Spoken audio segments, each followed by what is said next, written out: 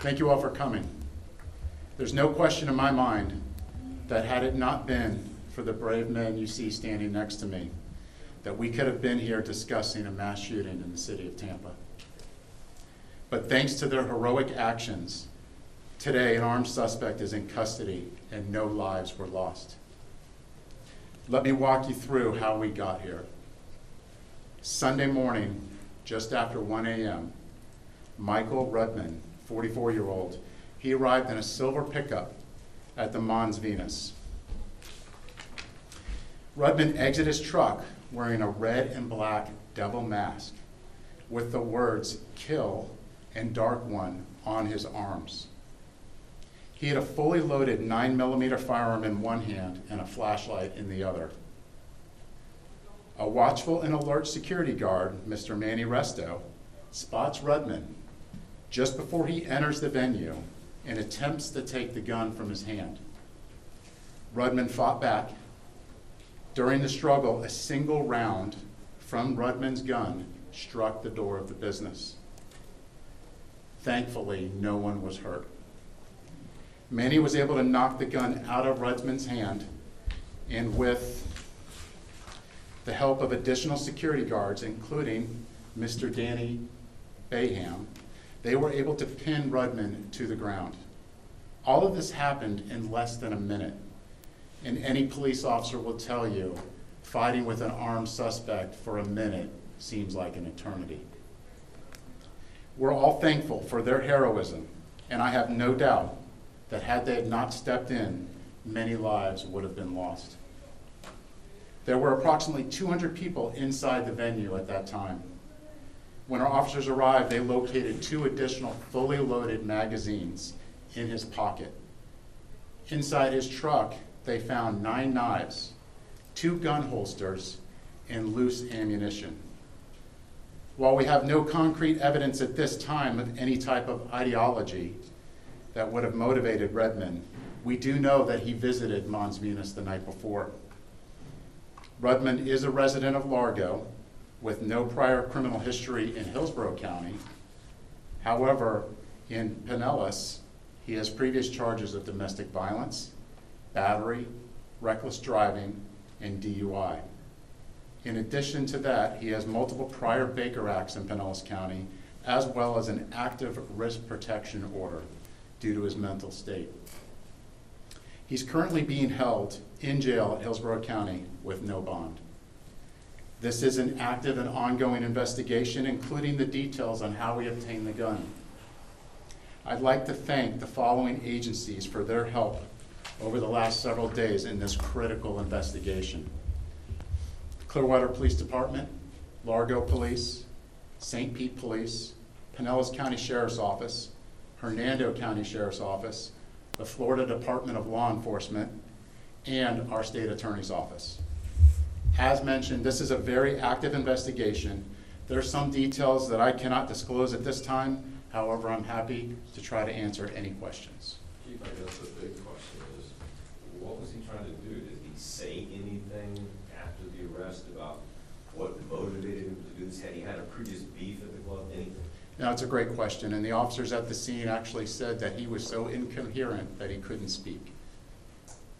How grateful are you the guards were able to stop anything from happening? Yeah, you know, that's a great question too, and obviously, you know, the first thing that came to my mind is what happened in Orlando at Pulse. And having these 2 here to take that heroic action, could they have prevented something like that? I definitely think so. And we're grateful that they stood up, and that's community policing, everybody coming together. And these are 2 great heroes and definitely need to be recognized for their efforts. With risk protection, I believe it's with taking away firearms and weapons. Is it concerning to have so many knives and ammunition and gun with the risk order? Yeah, it's very concerning. And you saw the list of agencies that I read out, and that's why we're all working together, and we anticipate additional charges forthcoming. You know, when you go out, it's unpredictable what may or may not happen to you. Just what's your message to the community? Here we have 2 heroes right here that stood up in the face of danger, community policing at its best, and prevented a violent act.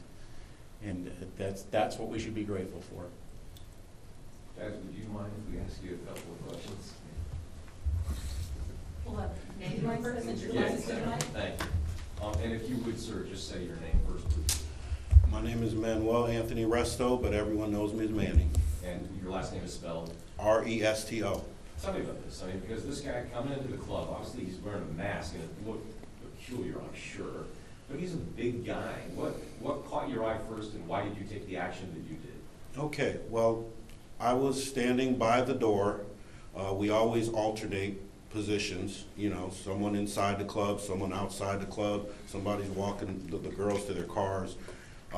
It was my turn to be outside, and I noticed this truck was blocking parked cars in front of me. So I was gonna ask the person to find a parking space or move, but I like to wait and let people do it themselves, think about themselves, because I don't want to upset people. You know what I mean? I don't want to try to, you know. So I was waiting for him to move, or a person, and then all of a sudden I see the car was running, and he opened the door and he got out of the car, and I noticed the devil mask, and I was like, okay, it's not Halloween. Maybe it's some type of trick or a gag, you know, because I was a professional wrestler, MMA guy. I know a lot of big guys. I've worked security for 30 years. I know a lot of bouncers. I thought it was one of my friends playing a trick on me. So I was kind of smiling while it was approaching. He was approaching. He approached slow, measured steps, and he didn't say a word. And I was waiting for the punchline. Then all of a sudden he came right up to me, and he was a very big man, very big. And I was like, okay. Then he walked beside me. I guess he thought I didn't work there or I wasn't a threat or whatever. So he was right beside me. I was to the left, he was to the right. I saw him raise his hand and he had a gun. So I saw him pointing it towards the door, and I decided that he was not going to enter the club and hurt anybody. So I concentrated on the gun, and I grabbed his gun hand and his wrist with both hands, and I turned it towards him, and then we started, you know, banging. A lot of things are fuzzy because I got hit in the head quite a few times by the gun, and he also had a flashlight as well in the other hand. And I almost went unconscious, but I kept myself. I wasn't going to let this happen. I was not going to let him win. He was not going to hurt nobody. And there's a moment where you get his gun and he's still coming towards you. What's going through your mind in that moment? Well, what I wanted to do was get him on the ground and get the gun away from him. That was what I was trying to do. When it happened, he fell towards the door. The gun went on the other side of me. I scrambled. I thought, let me get the gun. He is not going to get the gun. He is not going to get it off. I need to get to the gun. So I got to the gun. And at first, you know, I tried to do it, you know, the police way or whatever way. You know, I pointed a gun and said, get on the floor, freeze, don't move, don't move. You don't move. I had no intentions of shooting. I just wanted to scare him and get him on the ground. And all this time, he didn't utter a word. He didn't utter a word. And so I knew I was in a fight for my life. He rushed towards me, and we got in it again. So we tussled and tumbled. I got him on the floor. I got the gun again, and I kept him on the floor. Then the other security guards came on, and by then either, you know, I probably was tired because I'm turning 55 next week, so I'm not gonna lie, I probably was tired. You know, it was very, you know, the adrenaline was up, you know, plus I got hit in the head, you know, it was just, you know, yeah. So I backed away a couple steps, but I held down to the gun because I didn't want no one else to have that gun. It was my responsibility. I started this, I'm gonna end this. Do you remember the moment that gun did go off, though? When was that happening? One of the times when we were all together trying to keep him on the ground, it accidentally went off. I don't know exactly when or what time or whatever, but we were all concerned with keeping him down on the ground. A bigger man, you can't let him get up. You gotta keep him down. You gotta keep him down. So you mentioned you've been an MMA fighter, Yeah. years of security. Professional wrestler with WCW, AWF, yeah. I'm on Google, the Puerto Rican Punisher, that's me. So, none of us know what we will do in that kind of an incident that you were in, but was it instinct or training that made you? It was probably my, MMA training, my wrestling training. I've always, tried to get control of customers by their arms, wrists. I try to stay close to them if they're a bigger guy. It's just my background. I don't have any military experience. I just, I'm a fighter. I was a street fighter. That's all I know. But I would never, kill nobody. I don't have that in my body to do that. So that's why that did not even cross my mind. Even him. I was going to keep him on the ground at all costs. How long have you worked in security, and have you ever encountered anything like this? I'm sure you've seen a lot. I've seen a lot, done a lot, yeah. So had you ever had any problems with this guy before, Chief? No, I don't, that was the thing. That was another thing. Once we got him on the ground and I told my guys to jump on him because, like I said, I was too tired. So when they came out, I said, jump on him, because we did not want him to get up. We didn't know what other weapons he had, because usually those guys carry a lot more weapons on their body. And I was giving him every opportunity to stay on the ground, and he kept coming back up like he was the Undertaker or Michael Myers or something. And it was all quiet, silent, deadly. You know what I mean? It was just, so, yeah. Has it, and it's probably so soon, but like, has it processed with you kind of what you did, what's happened yet, or is it still just, you mentioned kind of even, it depends, obviously, I'm sure it's hard to. No, we're just all a family there. We've been working together so long together. We really try to help everyone out. I try to, help staff. We try to help staff, the girls, customers. We try to help everyone out, and I think of myself not as a bouncer. I always tell people I'm a problem solver, and I came up with this own term. I'm a public relations specialist. Manny, you're a hero. Chief says that you potentially stopped a mass shooting right here in Tampa.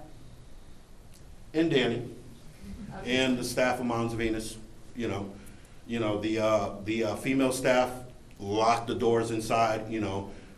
We're trying to keep a mob riot from happening. It was a team effort, and it takes a team effort to stop people like that. And another thing, we cannot mind our own business in society. We cannot, we have to help. We have to help together to stop people like this. And they're not going to stop us from living. They're not going to stop us from, Manny, you said going out and everything else. You said you're from Puerto Rico? No, I was born and raised in Hartford, Connecticut. Oh, okay. My parents are from Puerto Rico. Okay. So, yeah. I was going to ask you if you could tell me in Spanish what you saw when you saw the gun. Well, I'm American first. I was Okay, born and raised in New England. Just trying to help out my partner. I'm American, so I'm just letting you know. Yes, sir, thank you. Danny, Yes. would you mind if we ask you a couple questions too, sir? Go ahead. Yeah, sure, absolutely. And your last name, please? Baham, Spell that. B-A-H-A-M. So tell us from your perspective, when you came out, what was going on and what did you see? I wasn't entirely sure what was going on. I was in the back when the cashier went over the loudspeaker. She said, Danny and the other gentleman out front now. And that urgency, I've rarely heard her voice, so I ran out, came around the side of the building. I saw Manny engaging with the other gentleman. They were sort of stumbling. The other security guard, he had come out like 3 seconds before me. I saw him over the side. He said, get him, and the three of us pummeled him. And that was just before the just before the shot went off, and then we all went to the ground. Yeah, I told him to jump on it because Yeah. I did not want him getting up, and I was tired. You're a big guy, but he was a big guy too, right? So I'm 350 pounds, and the other guy's about 200, and he was moving with us on top of him. He had over 500 pounds on him, and he was still moving. Yeah, he was around 6'8", yeah, big man, Yeah. big man. I was up to his chest, shoulders, yeah, we were, yeah. What's going through your mind in that muscle, or in that tussle? Keep him down. Keep him down. Keep him down. on the ground. I had one of my hands on the back of his neck, holding his face down, and then I think my knee on his back, and then one hand somewhere. But I put all my weight on him, just focusing on the neck and the back of the neck. And then I know the other gentleman was on his legs. And he still struggled to get up. He Still, did not yeah. admit defeat. He didn't sob. He didn't cry. There was no expression. No moan, nothing. How long did it take before you guys all felt like, okay, we've got him here secured? 3 minutes maybe for everything. Actually, it was less than a minute. The whole thing was less than a minute. But how long did it feel? It feels like 4 or 5 forever. hours. Yeah, it felt like it was a long. I just saw the footage for the first time before I came here, and I was checking the response time. The other security guard made it outside in 18 seconds from when it first happened. I made it outside in 21 seconds. I couldn't believe that was that fast. And then it was done within 30 seconds after that. We had him on the ground. Tell me when you heard the shot go off. I mean, you're still in the motion of tussling with this big guy, and you hear a gunshot. You're gonna laugh. I thought, who bust a light bulb? I heard the shot go off. I was like, who burst a light bulb? And I thought, well, that's a stupid thought. That was a gunshot. But my initial thought was, I thought about light bulb burst. And you kept going. You kept going, and like, that could have been, like you said, light bulb. But when you thought it was a gunshot, you didn't think, I could have been hit. Somebody could have been hit. I asked the guy behind me. I turned around. I said, "Are you hit? There's a lot of blood. Are you hit?" He did a quick body check. He said no, and then we continued. Continue to keep him down. Now, you just watched the video. What are your thoughts? I mean, seeing this for the first time, watching what led up to before you even arrived. My initial thought was I make a great paperweight because I saw the way I was just laying on the guy. It was terrifying. I mean, Manny, my God, I worked with this man for 17 years. We've been friends for over 20.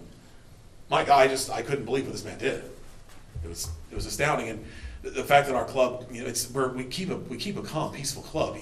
I refer to my job as customer service. We do our best not to have any violence. So the fact that it came to us, I mean, we knew it's bound. We're not naive, but it was.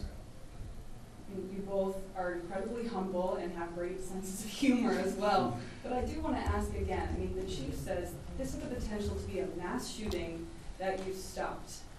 How does that feel for all the 200 people inside who are thanking you today? Has it weighed on you yet?